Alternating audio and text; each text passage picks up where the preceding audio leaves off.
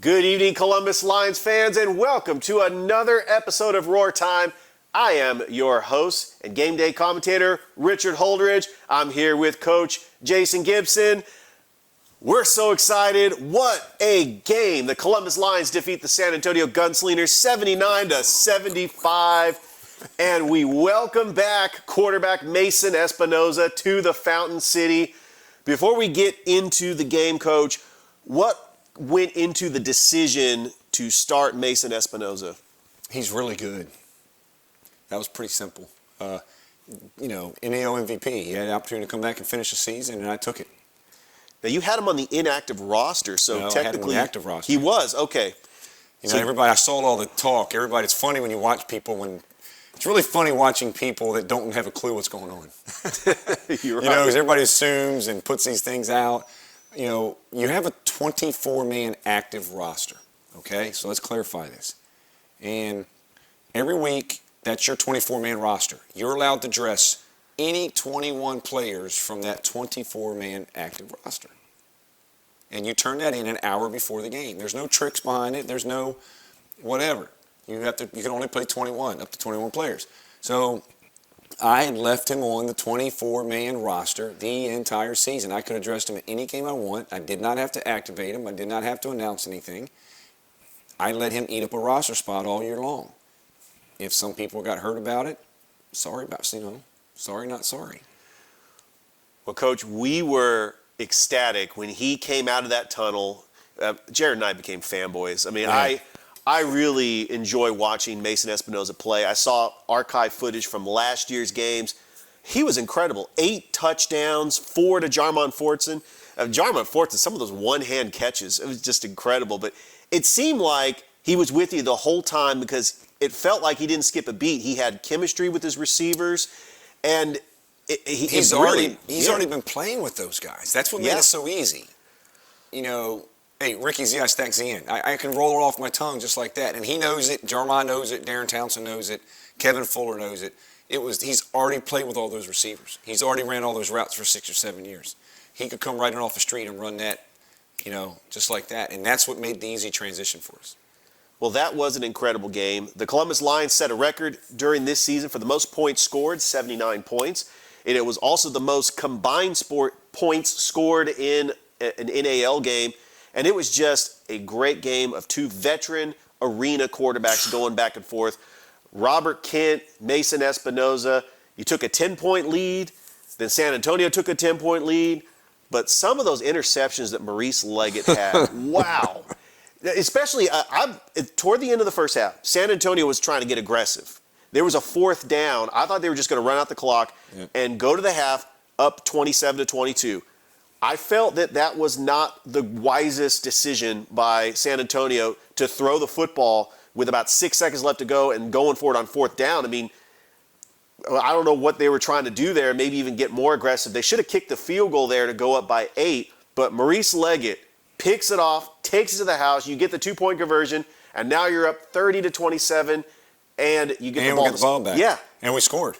It's a 10-point swing. I mean, you were able... That's a huge swing. That's more than 10 points. That's 8 plus the other 7. I mean, it's a 15-point swing in the other direction. And what a game changer. But you know what? I've been on the other end of those things, so I get it, and it is what it is. About time we had it. And that was a great first half. I mean, we scored more points in the first half. Well, that's where you're supposed to be. It's arena football. I think we scored 30 points. So we were 15 or 16 and 14 or something, but you should be scoring 30 points a half. That puts you in that 60-point range. And at the end of the game, it gets a little faster. Then you're 67, 61, 71, 72 type stuff. Great game. God, Robert Kent, he's such a good player. He's such a class act. If you haven't met him, that guy's just been doing it for years and years. And he has elevated that organization. I mean, that team's dangerous. Can you imagine if you go tell the Gunslingers, hey, you guys are going to score 75 points and lose. There's no way. There's no way they're going to lose that game, And we both had 3 turnovers. San Antonio had 3 turnovers. We had 3 turnovers. Their score could have been 91-92, easily. Not much defense played, but it's not that the defenses were bad. Those quarterbacks are good. Robert Kent's good. Arvell Nelson's good. Mason Espinoza's good. You start elevating the level of play in the league, and it raises the excitement, the atmosphere, the quality of play. I was excited for again, I always say this, I was excited for the league. San Antonio was so much fun to play. They're deadly. I'm glad you don't see them in the playoffs. Now, this is what I said in the broadcast, that the real winners of the National Arena League were the fans, because that was one of the most exciting games this season. Here's the high drama in the last couple of minutes. San Antonio gets the game-tying touchdown. It's 73-73. They miss the extra point. And then with 29 seconds left to go, their kicker makes the deuce. And now San Antonio's up by 2. Yeah. Columbus has got the ball on the 5-yard line with 29 seconds left to go. There's 3 timeouts. And It's an eternity. And Mason Espinoza, no problem. And we don't even have to attempt the game-winning field goal. He had 6 seconds left to go. A quick fade route to Jarmon Fortson, touchdown. But still, 3 seconds left to go. Blake Erickson kicks it off the wall. We said on the broadcast that if Robert Kent had 3 seconds left to go and the ball was on the 40, I would be nervous. Well, I didn't want to kick it out because if he has the ball, like you said, on the 20 with one play, you got Fred Barnett, man. That guy is as good as anybody. That is a one jump. That's a chance. All of a sudden now he either catches it or gets pass interference. They get another chance. But if I kick it in play, I do not want to kick it to number 5. No way. I'm not kicking it to their number 5 just like they're not kicking it to my number 21. So I tried to call like 4 timeouts. The refs were giving me a hard time. Because I'm trying to decide what is the lesser of the 2 evils, them running a play or me kicking it off to number 5. And the defense said, Coach, let us play defense. So I went for the deuce, and holy cow, it hit off the goalpost. And then Khalil Rashad tries to get it, tries to run it back, and time expired. And Columbus gets out of the Civic Center with the victory, 5-5 on the season. And, yeah. It's one of the top 5 games I've been in. I counted it up to, I've been in I want to say almost 300 games in my career. And it might be top 5. It might be top 5. The way it went down, not necessarily the magnitude of the game. I've been in bigger games as far as magnitude. But what arena football is about, up by 10, down by 10, They scored 29 seconds, like you said, missed the extra point, hit the deuce to go up, us drive the field, then 3. I mean, you can't write that. And what an excitement. It's just so much fun for the fans. I talked to Robert Kent after the game, and win or lose, whoever won that game, that's still the best game in the NAL all season long, hands down. Absolutely. So. All right, you are watching an episode of Roar Time. We'll be back with a quick commercial break. Beam is delivering gig speed internet to 100% of our network. But should you get a gig?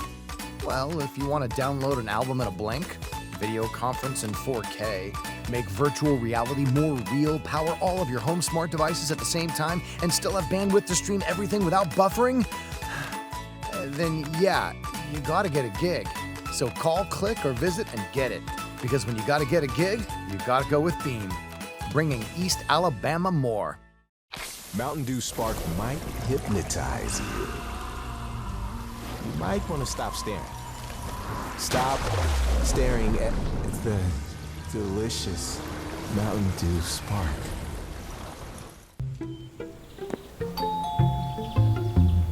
Oh, perfect timing. Come on in. It's just not cool in my house. It normally makes a noise. I don't know why it's not. That's fix it? I can't believe it. You fixed it. Let's be honest, climate control's not that easy. We love what we do, and there's nothing better than a job well done. To be there when you need it most.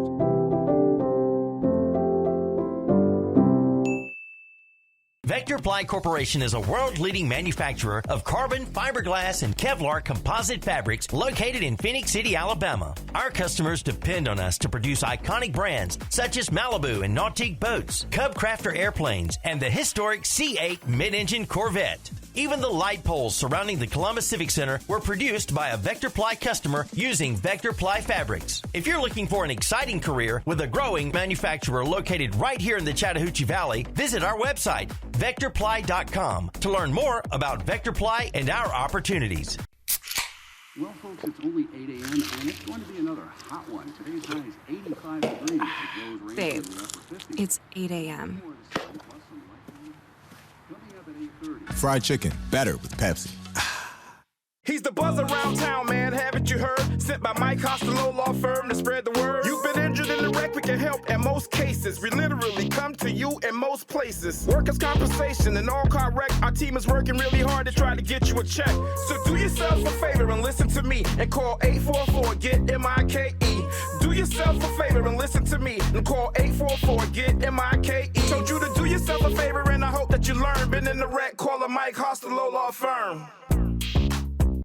The Outskirts Sports Bar and Grill. Nobody does food like The Outskirts. Amazing wings, appetizers, baskets, and burgers. And Mr. Henry's Lunch Buffet is the best in town. All you can eat Southern cooking for only $10. Follow The Outskirts on Facebook for the latest on nightly entertainment, sports, music, and the best food in town. The Outskirts Sports Bar and Grill, corner of Veterans Parkway and Whitesville Road in Columbus.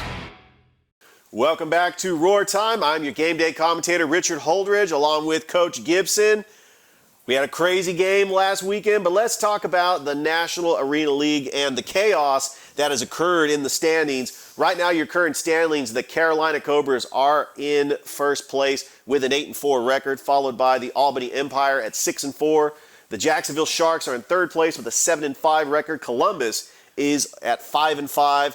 And then the two teams on the outside of the playoffs are the San Antonio Gunslingers and the Orlando Predators at 3-7.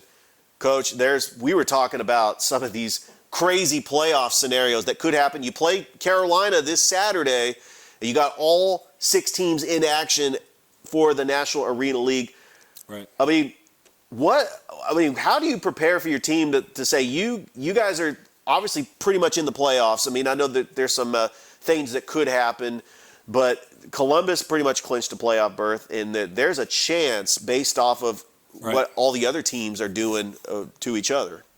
There's a lot of scenarios, and it makes it fun. It's great, man. It's every game counts, every game matters. San Antonio's not dead. I would not want to be playing them right now. And every team that's playing the San Antonios or Albany's playing Orlando. Orlando has everything at stake. They need to win that game. We need to lose against Carolina. That gives them a chance. They come to Columbus and beat us, they're in. And that could happen. But Albany has to have that win in order to get the number 1 seed, hoping that us or Jacksonville knock off Carolina. Because if that happens, then Albany's the number 1 seed. San Antonio is just going to play football and kick somebody's butt and be a spoiler. Yeah. And they can score points with anybody at any time. And so everybody has something to play for. Jacksonville's trying to get a home playoff game. They've got to get one. I know their ownership and they got to have it. Carolina could lose out and be the 4th seed. They could win out and be the 1 seed. Jacksonville, it's fun because every game is going to have some kind of implications. And as we get down in the season, it dwindles itself down to what's going to happen. It is exciting, and I cannot wait. 2 more games left to go in the regular season. Got the Carolina Cobras, the rematch. Went up there to Greensboro a couple of weeks ago. It was not the result that you wanted, but you're going to have Mason Espinoza at quarterback, and you could look at that game and kind of make adjustments based off that. And really, one player for Carolina that you got to watch out for is DJ Myers. He won Ironman Player of the Week. He had a great game. Just incredible. And Malik Henry, the former Jacksonville Sharks quarterback, you've already faced him 3 times. You're about to face Malik Henry for a 4th time. What's going through your mind when you have to face a quarterback that many times? Well, I got a pretty good feeling we're not going to be seeing Malik Henry. So we're going to be seeing somebody else. I wouldn't be surprised if another veteran quarterback walks through. I mean, that's what we're preparing for. I'm not really preparing for Malik. Maybe it'll come out, maybe it won't. Who knows? But we're going to prepare for everything. And DJ Myers, man, what a great player. And their kicker too, T.C. Stevens. He accounted for 8 points last game. That's right. So the deuces plus the pick 6. It's going to be a great game. We need this road win. Doesn't matter if we're at Carolina or at Jacksonville. We've got to win on the road to be able to get some kind of momentum. And I'd love to see us finish the season with a 3-game win streak and continually kind of climb and get better, especially with Mason on board. But I feel like that our defense is good enough that if we score 60 points, we can win out. And look at the San Antonio score. I mean, good God, they're going to score points on anybody. They're just that good. So exactly, it'll be a great game. Still got some roster moves to be made. Check the transaction wires, all the way up through Thursday, and just keep getting better. And then we have one final home game for the regular season on July the 23rd, back to school night. The Orlando Predators come to town.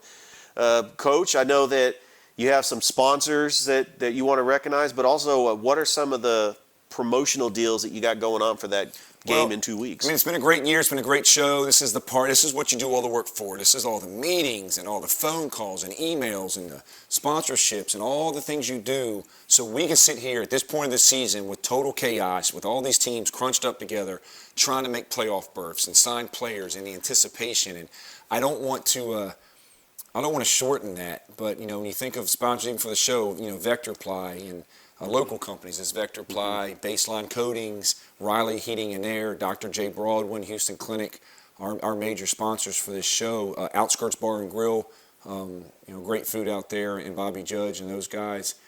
So many really good local businesses that support us in soccer and hockey and baseball. So not to get on a huge spiel, but big shout out to them. Make sure you support your local businesses as they support us and we support them. But going into Orlando, it's back to school bash night. All employees of Muskogee County, Harris County, Lee County, Russell, any school employee can get a buy one get one free ticket. Mm-hmm. And we got a great halftime show with Frankie Elliston. And it's going to be a magic show at halftime that you are not going to want to miss. I've seen it before. He's done it before. He was on America's Got Talent. And this is one of the premier halftime shows that we haven't had very many this year, and it's going to be pretty good. I can't wait. The kids should be excited, especially to see Sampson and also just to see the final regular season home game for the Columbus Lions. We need to pack the Columbus Civic Center. Before we go, Coach, I also don't want to bring it back to the game against San Antonio because it was a very special night, for both of us being part of the Columbus Rapids. They were out there making an appearance. Of course, they had tryouts, and they were throwing out T-shirts. But what's your thoughts on the National Indoor Soccer League getting a new expansion team called the Tampa Bay Strikers? I hope we beat the brakes off of them. No, it's really great for the league. It's cool to be able to provide opportunity for these men and women to be able to continue that sport. If you haven't been to an indoor soccer game, it's physical, it's fast, it's a lot of fun. I wasn't a huge fan in the beginning, but I wanted to be part of it and bring it to Columbus, and I thought it was good for the city. But now it's like I'm excited for my football season. I can't wait to see where this ends. But as soon as the season's over with, I'm diving into that soccer and can't wait to watch the men and women at the Civic Center. Warren's brought in he's our new general manager, and he's brought in a lot of really good talent. He's brought in some national players from other countries that you're going to see some big-time soccer. And now you got Tampa on board. There's another expansion team coming on board, hopefully, too, and to watch that league grow. And for Columbus to be a part of it with the Columbus Rapids, best name in the league, too. That is awesome, and I cannot wait. And I cannot wait for the regular season and the playoffs for the Columbus Lions. And good luck the rest of the way, Coach. And appreciate it. All right. That was head coach Jason Gibson of the Columbus Lions. I am Richard Holdridge saying so long. You are watching another episode of Roar Time. Stay tuned for next week as we will recap the game between Columbus and Carolina. Hope that everybody has a great rest of your night.